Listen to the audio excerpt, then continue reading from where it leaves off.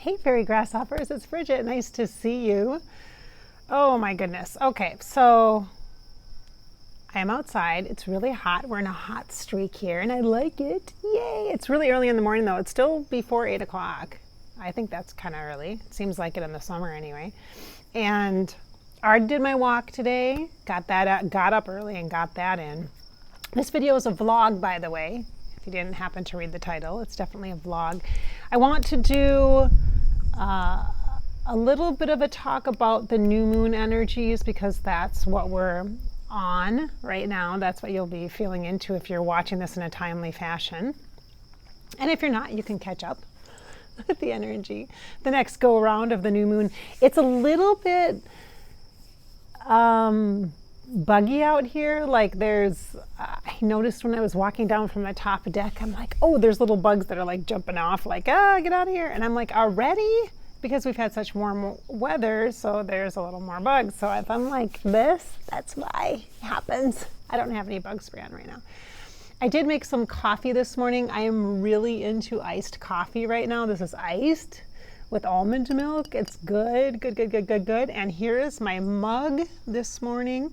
This says Moose Jaw. It's actually a pizza place, and this says it's from Wisconsin Dells. I went several years ago with my two oldest boys and just had fun at the water parks. I've gone there a few times. I've gone to the Wisconsin Dells. They're known for water parks. They're about 4 hours from me up into Wisconsin. So cheers to you this morning if you're having coffee or tea or water.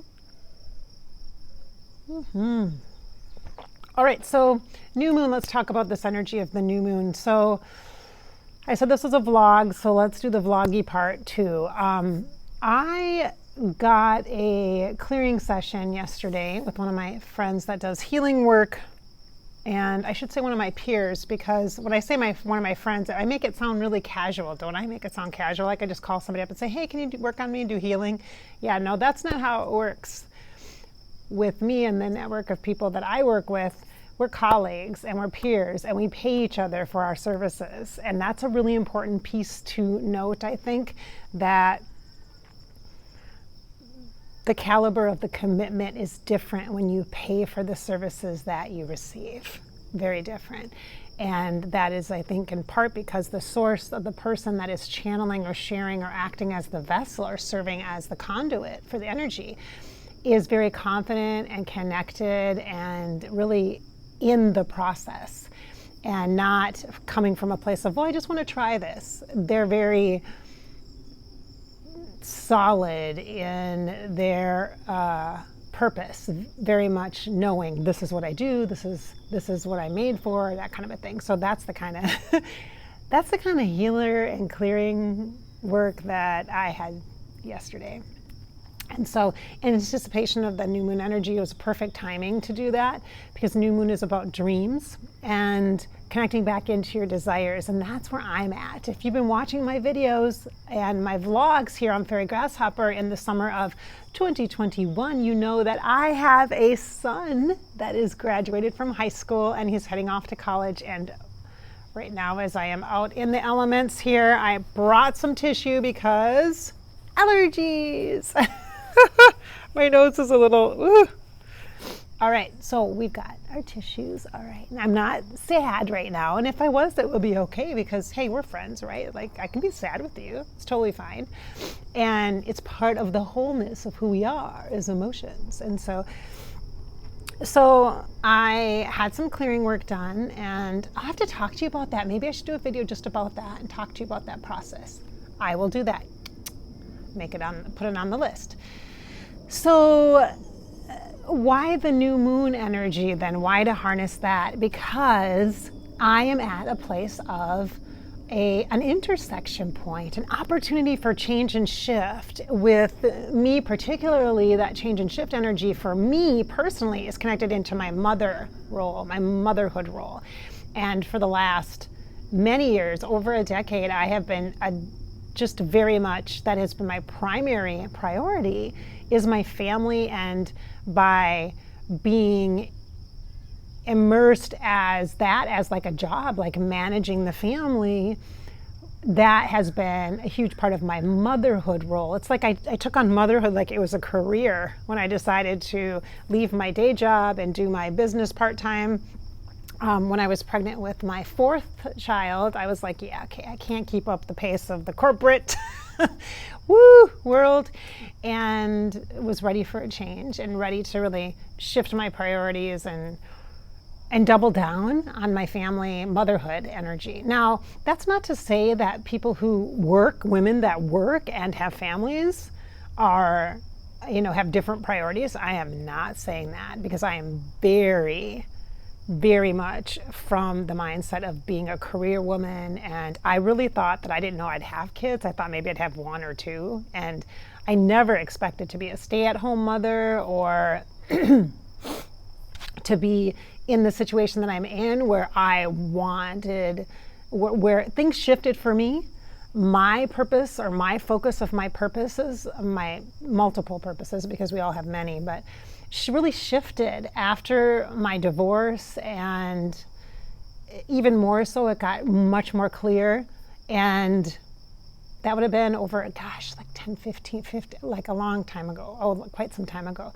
And prior to that, when I had my daughter 20 years ago, everything changed. Like, I met her, and all of a sudden I'm like, career, what career? I mean, I wanted to stay home. I wanted to go part-time. I wanted to do job share. And at that time, it wasn't financially feasible for my husband and I, because he was in law school, and I was the primary breadwinner. And I mean, and I had a good job and such. So, and I liked my job. It wasn't that. It was just that I saw her, and she changed everything, you guys. She literally changed everything. Like, when she came in, so did this desire to take on motherhood as a career almost, And then I struggled with that for several years after the birth of, my son, and then his little brother, who was a huge surprise. And I was just like, oh my gosh, like, I literally was like, yeah, shocker there with that one. My three big kids are really close in age. Like, I have a 20-year-old, an 18-year-old, and a 17-year-old. And if you look at their birth dates, they're literally every year and a half I had a baby for like 3 years. So I was pregnant for like 4 years in a row. I mean, it was just a lot at that time.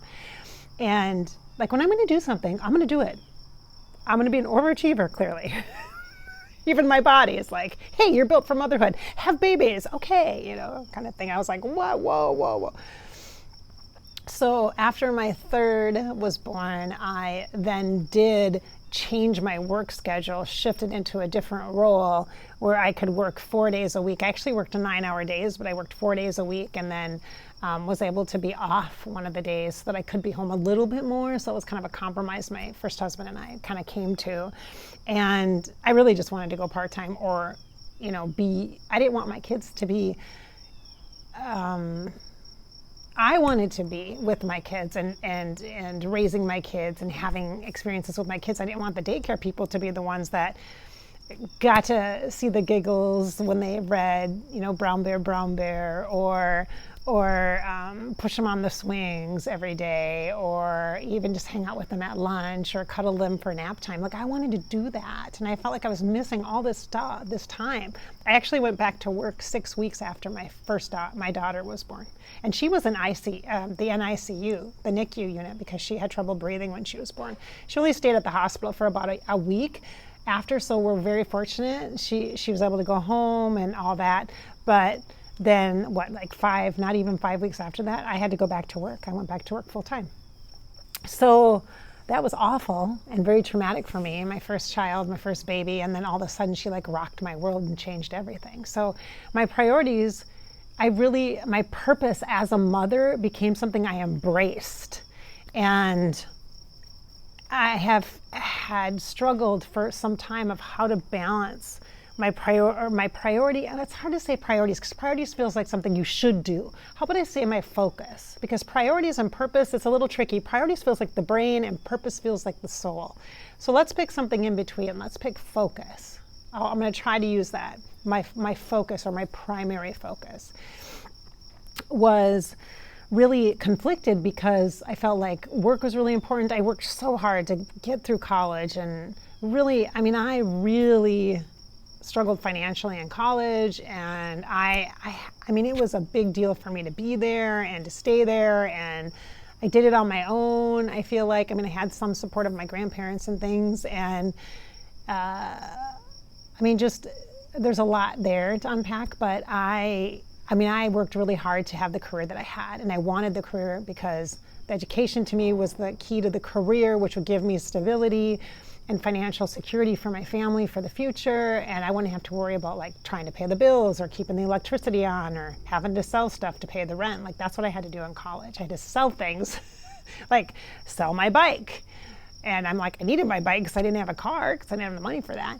And it's like, but I had to pawn a ring that I had. And it was crazy just to pay the bills, Oh, I can't have a TV this month because I don't have enough money to pay for tuition and the rent, Some of you can totally relate to that. So I didn't want to be in that for my lifestyle, for my whole life. That was just a short-term part of my life so that I could then get the degrees and get into the workforce and have a career. And so, like a 9-to-5 kind of thing, which turns out, by the way, if you do go into government especially, I felt like, for me anyway, it was not 9-to-5. There's no way. There's hours, yeah, but then you get calls all the time when you're on vacation. You have to go early when you're setting up classes and training, or stay late to go to meetings, or, it's not necessarily what you see at, when you go to get at the DMV and you go to get your license tabs renewed. It's not that. Like there's other, it's a lot more dedication, expectation, service part to it. That said, motherhood is a big deal for me. And so this time, with this new moon energy coming up, I'm like, I'm going to harness this. It's like I'm going to saddle this unicorn and I'm going to ride it. Like that is what energy and cycles and understanding nature and understanding the rhythm of your energy and when your high productive times are, when your best times are to rest, instead of forcing and pushing and making things a priority when it's really not something that's going to be productive. It's like, oh my goodness, energy matters and alignment matters. And so this cycle, I'm like, this is the perfect time. My son literally just graduated like a week ago from high school, is working toward college stuff. I have a daughter who's kind of in limbo and not really sure what's going on. And with her, like what her plans are going to be as she moves ahead. And there's a lot of kid stuff that I'm tapped into because I'm always tapped into it. And I want to stop tapping into it. I want to let them make their own independent choices and free of my energy worry, because I worry. I'm a worrier. I'm an empath and I worry, and it's a thing and I know it. And so I think the worry and the motherhood, with the tremendous amount of responsibility that I feel for their well-being, even though they're 18 and 20, it's like, at what point do I like retire almost from my job as a motherhood job, or like as a career, and just be that as a figure, like a historic figure or something. Do you know what I mean? Like, I have been such an overachiever in the motherhood thing that has created me connected to my kids so much that I think I pump energy of worry into them as much as I do encouragement. Do you know what I mean? It's really balanced there. And I don't like that balance. So I am working on releasing some of the extra responsibility, the excessive responsibility I feel as a mother, and letting some of that loose and go so that I can create some room in my life for other things that I want to focus on and create, and other relationships like the one with my business, which is really important to me as well. So there's a lot here. There's a lot going on with this new moon energy. So for you, like, what is your thing? So here's the thing too. Let me just say this also. I'm not trying to like clear my mother energy, like just let my kids go or just stop focusing on them at all or that kind of a thing. I understand how change shift happens gently, gradually over time. And I knew that energetically I needed the grids to be cleaned up and cleared up. And to have help to release some of the things too from like my first marriage about the expectations and the roles of me as a career person, and then how I've kind of mixed in this concept of career and responsibility with motherhood. And like motherhood is this career and it's like this title and it's like this thing for me that I'm like, well, this is just a beautiful part of who I am. It's a gift part of who I am. And now it's not so much a job. Like I'm trying to reframe and allow my perspective to evolve about that. Not just because I'm like an empty nester, because I'm not an empty nester. I have another one that's going to graduate next year. And then I have a soon-to-be 7th grader. So I have a while before like the kids are out of the house. And even if they're out of the house, I've learned you don't stop worrying. And actually you can worry more because you can't see them all the time. So you have no idea what that 20-year-old is doing. And it's kind of, see, this is what I'm working on, clearing that. The worry energy, the energy of excessive responsibility related to motherhood and that concept of motherhood as a career. I'm working on clearing that. I've been working on that for like 6 months because I have a feelings coach I've been working with, I have my counselors, our family psychologist I've been working with, and also now my clear healer friend that has been helping me. She actually helped me earlier this year too with some kind of similar stuff. So for you, the timing here is really amazing.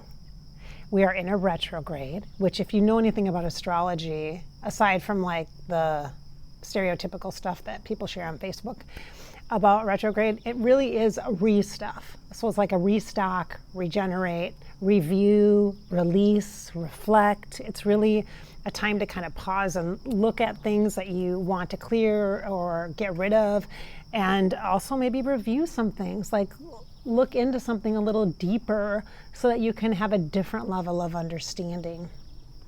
And it's a time to refresh and recharge your batteries and just rest. And so for me, my idea of rest is clearing. No, it kind of is actually. Like I'm really active, right? You guys know that. You're probably like that too. But that's because our energy, we are so tapped into energy, we're feeling so much, and we're feeling a lot of opportunity for movement. And with the new moon, there's opportunity for movement. That's how it feels to me. Not for action, not for outcome, not outside. Inside. Because in order to even get close to what my desires are, what my goals are, my intentions are, like for my business, for my work, for the next part of my life, for my next 5 years, et cetera, I can't even get to the place of even knowing what my desires are because they change and evolve over time. Yes, we change and evolve over time. And so our desires and our dreams and our goals, our priorities and things, all of that changes. It should. I mean, it should if we're doing something right? If we're evolving and growing and experiencing life, yeah, we should be changing. That's natural. It's not a bad thing that you've changed. Change might be hard for you. It might be an abrupt or a hard, really difficult or scary change, but change is just natural with life. And so this energy, this new moon energy, it really feels like the desire piece isn't something like you have to know it. It's just having this recognition, there's a recognition of wanting to know yourself better, wanting to understand what is motivating you or what is inspiring to you, and maybe what your desires might be now, like what do you really want? And it's kind of scary to let yourself know what you want or even to have those conversations with yourself because they're deeper conversations, and there's such a contrast sometimes to what's actually happening in life. Like I have these big things happening, these big changes with like the kids, you know, the graduation and the college stuff, and that triggers a lot of my other stuff like money worries and stress about that, and then it kind of touches my business and it makes me feel like, oh my gosh, about business, and maybe I should just get a job. It's so much easier just to have a day job. And it's like all these things come up, and these are like past fears and limited beliefs and self-doubt. And so it's almost like just triggering, just even tapping gently the desire piece brings up all this other stuff that connects to all that why you can't do something and why you're already too busy. And the thing is that life is happening all at the same time. Everything's happening simultaneously. So you're not just focusing on your health, or you're not just focusing on your marriage, or you're not just focusing on building your business, or you're not just focusing on your education, you're not just focusing, there's so many things that are unfolding at the same time, and it's not linear. You can't just line it up like this. So it's up to you and it's up to each of us to give ourselves these little reminders and these pockets of opportunity where, like with the new moon, as simple as that, the cycle, the reminder, every month there's a new moon, every month there's a full moon. And so on the new moon, it really is about those wants and the things below the surface, the mysterious parts of you, not the parts of you that you need to be afraid of. And it's not, the desire that you have isn't so that you have to do it. We're so used to action-based stuff that we can't, it's hard to just know something. Just know it.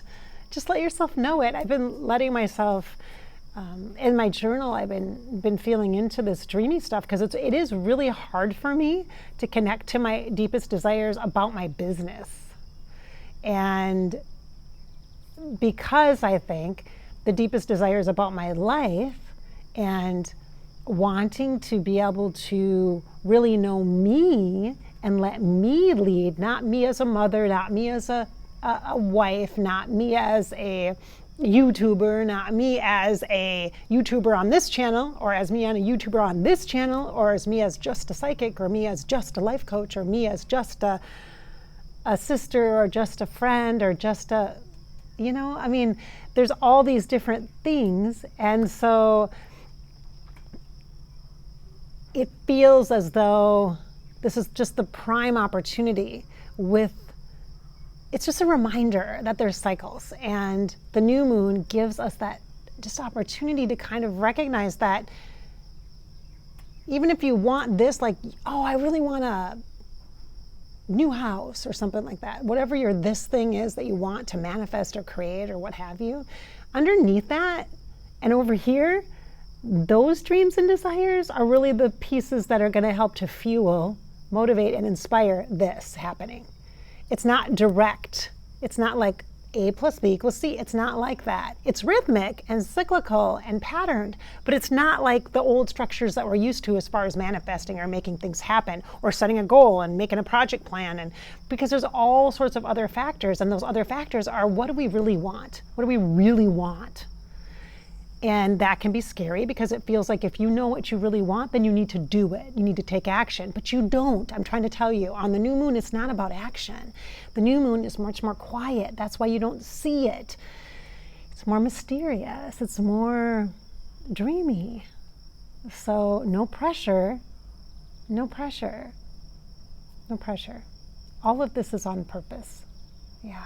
You don't have to figure anything out today. So use your journal like I've been doing in my journal. And this morning too, I was like, wow, like I have a reoccurring vision that I see when I think about myself and like, well, what do you want? And it's the morning, and I'm always really productive in the morning, which is why, by the way, I do sessions in the morning and I do my personal work in the morning. And that's why I don't do stuff at night, because I'm not a night person. I'm a day person and a morning person, especially in the summer. That's kind of seasonal.